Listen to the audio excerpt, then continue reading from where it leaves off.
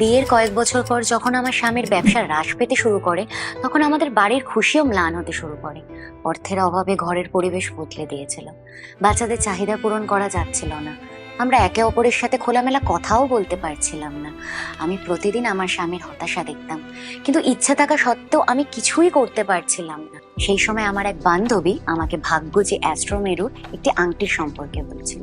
শুরুতে আমি ভাবতাম এটি একটি আংটি, কি পরিবর্তন করবে? কিন্তু যখন পরিস্থিতি খারাপ থেকে আরো খারাপের দিকে যাচ্ছিল, তখন আমি এই হতাশায় এই আংটিটি অর্ডার করে আমার স্বামীকে পরিয়ে দিলাম। প্রথম কয়েকদিন কোনো উল্লেখযোগ্য পার্থক্য ছিল না, কিন্তু তৃতীয় সপ্তাহ থেকে সবকিছু পরিবর্তন হতে শুরু করে। আমার স্বামী আবার কাজে মন দিতে শুরু করলেন। আটকে থাকা চুক্তিগুলো চূড়ান্ত হতে শুরু করলো।